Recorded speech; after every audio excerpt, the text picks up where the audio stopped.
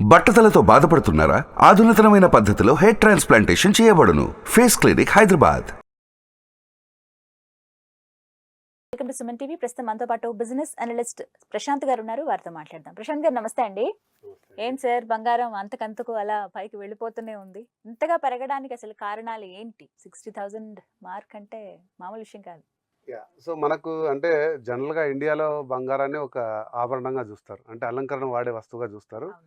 So మనకు బంగారం రేట్లు పెరిగినప్పుడు మనకు ఒకసారి అనిపిస్తుంది, అంటే ఇండియాలో సడన్గా ఆభరణాలన్నీ ఎక్కువగా వేసుకోవడం జరుగుతుందా, అసలు బంగారం మనకు రేటు ఎలా కంట్రోల్ అవుతుంది, ఏ ఫ్యాక్టర్స్ అనేది చాలామందికి నిజంగా తెలియదు. సో ఇప్పుడు ప్రస్తుతము ఒక 3 క్వార్టర్స్గా, అంటే ఒక సంవత్సర కాలంగా అందరం మనం వింటూనే ఉన్నాం, ఆర్థిక మాంద్యం వస్తుంది. ఎస్పెషల్లీ అమెరికాలో ఆర్థిక మాంద్యం, ఆ ప్రభావం అన్నిటి మీద పడుతుంది అని మనం వింటూ ఉంటాం. సో ఆర్థిక మాంద్యం కొంచెం ఇంకొక 2 సంవత్సరాలు వెనక్కి వెళ్తే ఫస్ట్ మనకు కరోనా వచ్చింది. కరోనా వచ్చినప్పుడు ఆర్థికంగా చాలా వనరులన్నీ దెబ్బతిన్నాయి, అంటే చాలా బిజినెస్లు బంద్ అయినాయి. సో అక్కడ ఇంపాక్ట్ స్టార్ట్ అయినప్పుడు యూఎస్లో ఏం జరిగిందంటే, సో విస్తృతంగా డబ్బులు పంచారు. అంటే ఇంట్లో కూర్చున్న ప్రతి ఒక్కరికి, నిరుద్యోగులు అందరికి కూడా జీవనోపాధి కోసం $1,000, $2,000 ఇచ్చారు. సో ఒక్కసారిగా కొన్ని వేల డాలర్లు, కొన్ని లక్షల డాలర్లు, బిలియన్ డాలర్లు మార్కెట్లోకి వచ్చాయి అమౌంట్. ఎందుకంటే అందరు కూడా, సో బాగా క్యాష్ రిచ్ కంట్రీ ఇండియాలో, అంటే మరి ఏ దేశంలో కూడా, అంటే కొన్ని అభివృద్ధి చెందిన దేశాలు యుఎస్లో చాలా ఎక్కువగా పంచారు. సో ఆ మార్కెట్లో డబ్బులు రావడం అనేది సాగింది. తర్వాత కరోనా తర్వాత బిజినెస్లు కూడా అమాంతం పుంజుకున్నాయి. సో ఒక్కసారిగా మార్కెట్లో ఇంత డబ్బు ఉన్నప్పుడు ఆటోమేటికల్గా ఖర్చు కూడా పెరుగుతుంది. సో ఖర్చు పెరుగుతున్నప్పుడు ఆటోమేటికల్గా వస్తు ధరలు పెరుగుతాయి, అంటే డిమాండ్ పెరుగుతూ ఉంటుంది. వస్తు ధరలు పెరిగినప్పుడు కంట్రోల్ చేయడానికి మన ఇండియాలో ఆర్బీఐ టైప్లో, అమెరికాలో ఫెడెక్స్ ఉంటుంది. సో ఈ ఫెడరల్ వచ్చేసి వ్యవస్థ ఏంటంటే ఈ మార్కెట్ని కంట్రోల్ చేయాలి, మరి దాని వాల్యూని తగ్గిస్తూ ముందుకు వెళ్ళాలన్నంత వడ్డీ రేట్లు పెంచేశారు అమాంతంగా. గృహ రుణాలు కానీ, పర్సనల్ లోన్ కానీ, బిజినెస్ లోన్లు అన్నీ పెంచుతారు. పెంచితే ఆటోమేటిక్గా డబ్బు వినియోగం అనేది తగ్గుతుంది. ఎందుకంటే మనం హౌస్ లోన్ నెక్స్ట్ ఇయర్ కట్టుకోవచ్చు, బిజినెస్ స్టార్ట్ చేయాలంటే అంత మనీ క్యాపిటల్ తీసుకోకపోవచ్చు. ఒక్కసారిగా ఈ రేట్లు పెరగడం అనేది వల్ల అమెరికా మార్కెట్లో ఎలా ఉంటుందంటే, అమెరికా ఈరోజు ప్రపంచ దేశాల్లో అన్ని దేశాల కరెన్సీని కానీ, వ్యాపారాలను కానీ కంట్రోల్ చేసే స్థాయిలో ఉంది, ప్రముఖ దేశాలన్నింటిలో, ముఖ్యంగా భారత్. చాలా వస్తువులు మనం అమెరికా దేశం నుంచి ఇంపోర్ట్ చేసుకుంటాం. సో అటువంటి పరిస్థితుల్లో ఎక్కడైతే మనకు ఈ రిజర్వ్స్, ఎక్కడైతే ఇంట్రెస్ట్ రేట్లు పెరిగాయో, అమెరికాలో సేఫ్గా ఏం చేశారంటే, ఇన్వెస్ట్మెంట్లు బయట మాంద్యం పరిస్థితుల వల్ల బయట ఇన్వెస్ట్ చేసిన ఎస్పెషల్లీ ఇండియాలో కానీ వివిధ దేశాల్లో చేసిన ఇన్వెస్ట్మెంట్ని తీసుకెళ్ళి మళ్ళీ అమెరికాకి తీసుకెళ్లారు. అమెరికాలో బాగా నమ్మేది 2 విషయాలండి. అమెరికాలో కానీ ప్రపంచంలో కానీ బలంగా ఉండాలి అంటే, ఎక్కడైనా ఎటువంటి మాంద్యం వచ్చినా, ఎన్ని కష్ట పరిస్థితులు వచ్చినా చెల్లేటివి 2. ఒకటి అమెరికన్ డాలర్, 2 బంగారం. Safest bet. ఎందుకంటే ఇది ప్రీషియస్ మెటల్, తక్కువగా ఉంది, దానికి డిమాండ్ ఎక్కువ ఉంటుంది. ప్రపంచంలో ఏ వస్తువుకైనా ట్రేడ్ చేసుకోవచ్చు బంగారం తోటి, లేదా అమెరికా డాలర్ని. ఎందుకంటే ఒక అభివృద్ధి చెందిన దేశం కరెన్సీగా ప్రతి దేశంలో కూడా ఆమోదం పొందిన విధంగా బలంగా ఉంది. సో అమెరికాలో పెద్ద పెద్ద ఇన్వెస్టర్లు అందరూ కూడా ఈ బంగారం వైపు, డాలర్ల వైపు వెళ్ళారు. సో అమాంతము ఆ యొక్క బంగారు విలువ పెరగడం వల్ల మనకు అర్థం కాని టైంలో, ఈ మాంద్యం సమయంలో బంగారం నిల్వలు అనేది అమాంతం పెరిగాయి. సో ఈరోజు మనం చూస్తే దాదాపు 50-60 వేల రేంజ్కి వచ్చేసింది.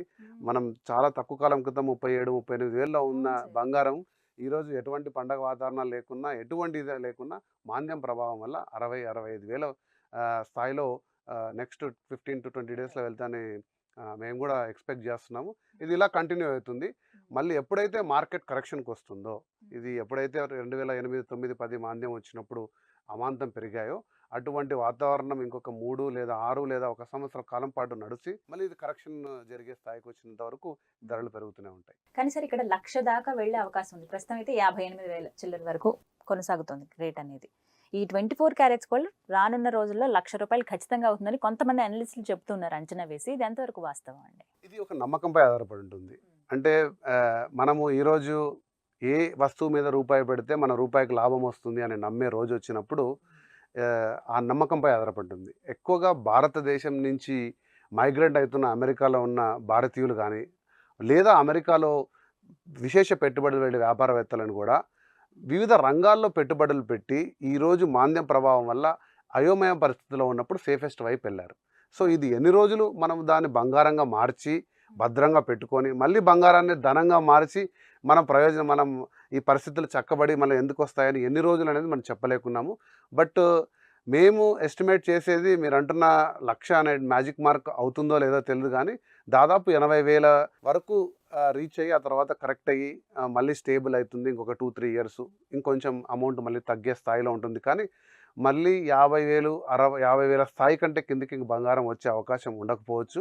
ఖచ్చితంగా ఇది అంటే ఈ వ్యాఖ్యని ప్రతి ఒక్కరు ఇన్పుట్గా తీసుకొని బంగారం పెట్టుకొని మళ్ళీ 80 అవుతుందని ఎదురు చూడడం కూడా ఓవర్ డిమాండ్ మనం క్రియేట్ చేసినా కూడా మళ్ళీ తర్వాత ఇబ్బందులు మనమే పడతాం. ఎందుకంటే ఇలా 2014-15 హైప్లో ఎవరైతే ₹1 పెట్టుబడి కోట్లు సంపాదించారు క్రిప్టో కరెన్సీ.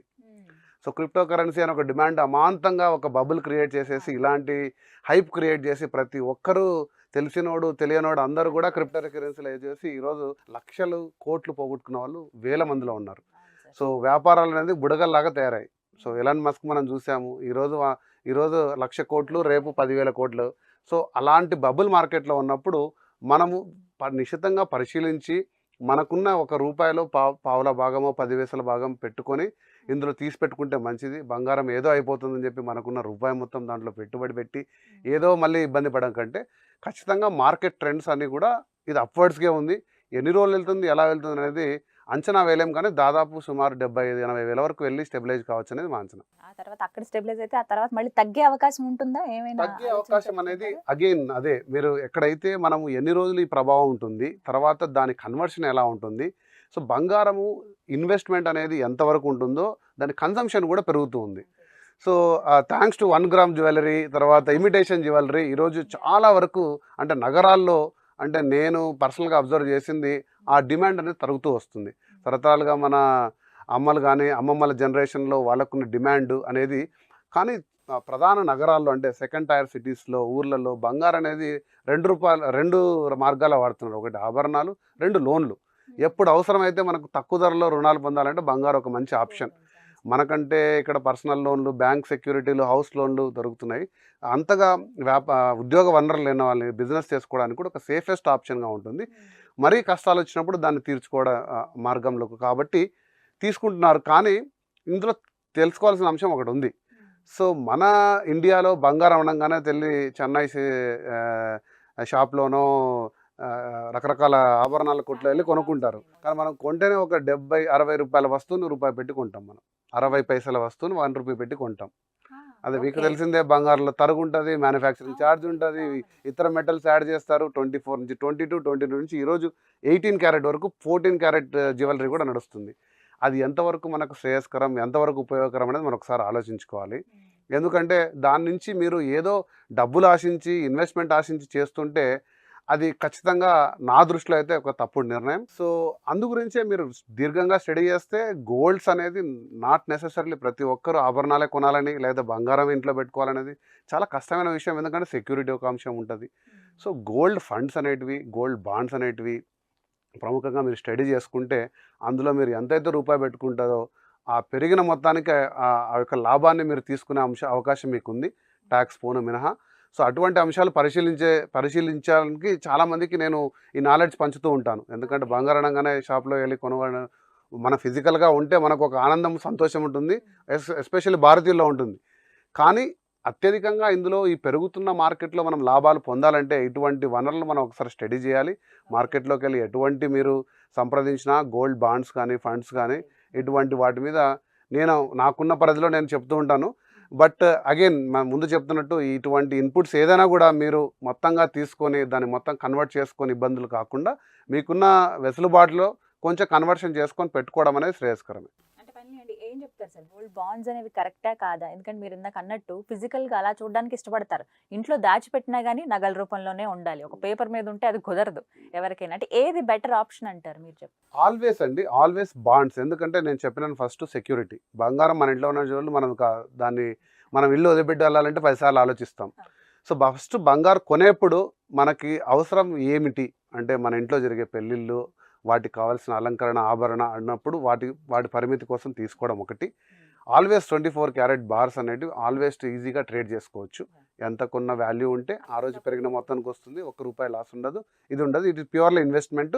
మనకు కూడా ఒక ఫిజికల్గా ఒక సంతోషం.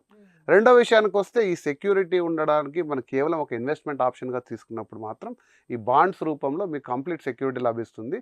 సో డిఫరెంట్ కంపెనీస్ నుంచి డిఫరెంట్ బ్యాంక్స్ నుంచి కూడా మీకు ఈ ఆప్షన్స్ ఉన్నాయి.